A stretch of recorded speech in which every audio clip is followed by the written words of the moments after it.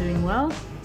This weekend I am going to be riding a 200-kilometer bike ride with Randonneurs Ontario. It's a club that I belong to, and it will be in the Niagara-on-the-Lake area. So there are a few things that I always bring with me when I go on bike rides like this, or even just bike rides around town. It's really good to have a few of these things just to make sure that you're going to have a good time and be prepared if anything should happen. So one of the things that I always bring with me is a spare tube, and I also will bring a patch kit. And it's really good to bring both of those things, because if you get a flat and you put the new tube in and then you get another flat, you'll be really happy that you brought a patch kit. So that being said, other things that I always bring would be tire livers. So these are just really cheap plastic park tool tire levers, and you want to bring a little pump. This is a tiny little travel pump that I have. It's a race rocket from Topeak. Something that I think it's a good idea is if you try out your little travel pump before you actually need it, because in my experience some of the little travel pumps can be very difficult to use, and you don't want to be out there trying to learn how to use this little pump and getting frustrated, hating yourself. So I really like this one. It's done really well for me. I took it on my trip, my tour trip last year across Britain, and it just opens up and you unscrew it, and then it has a little tube that comes out, and it's really easy to screw it onto your valve. And it's also really good for when you're pumping up your tire.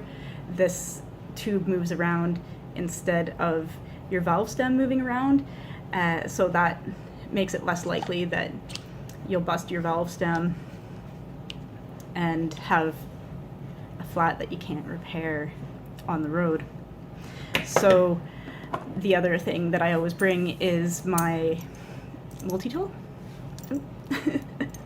It's just a little tiny tool that has a bunch of things on it. It's Allen keys, screwdrivers, and a chain breaker. So that's a really great little thing to have and to bring with you. Things you might want to consider if you're going to be out really early in the morning near sunrise, or you might be out there after dark. You'll want some lights and you'll want to be visible. So I have a safety vest that I wear at night. It's just this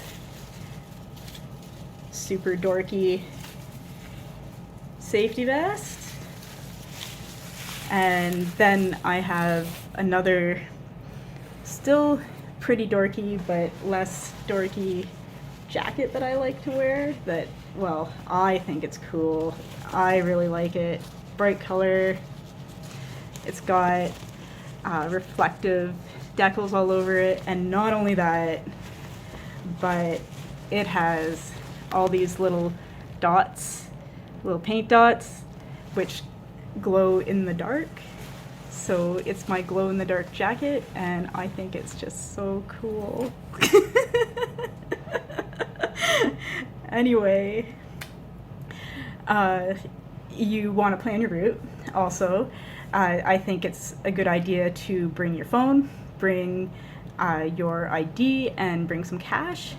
Those are all things that are really important if you get into a bit of trouble out there. Also, I think it's a good idea to print cue sheets or take a paper map and a compass because GPS devices can fail, and I have had that happen before. So last year I did the end-to-end tour of Britain, and I did it mostly using paper maps and my compass because my phone at the time wasn't super great and the GPS didn't work really well, and the maps that I'd loaded onto the phone actually ended up being pretty useless. So I was really happy that I had my maps and my compass. Another thing that I always bring on a long ride is my bar bag. It just goes on the front on the handlebars. It's a dill pickle, and you can get these online. The woman who makes them, she sews them all by hand, and they're really great. This withstood all the rain and wind in Scotland. It kept everything in my bag dry. It has a little window that you can put your map or your cue sheet in. And then this is my little compass that I stick on there. It's just a tiny little compass, and it's really great. I love it. It has a little clip, so you just can clip it onto your bar bag, or you can clip it anywhere too. I've used it on backpacking trips as well, where I clipped it onto my backpack, or you can clip it onto your sleeve. I got it off of the MEC website. I think it was like $5 or $6. Yeah, so that's another thing that I really absolutely love is my compass. And another note on planning your route, you want to make sure that if you're planning to stop at grocery stores, that those grocery stores are going to be open. Make sure that there's going to be places that you can stop and fill up your water on the way. So if you're not going to pack all the food that you need for the day, then make sure that you can find food on your route. But always pack water, and always pack snacks.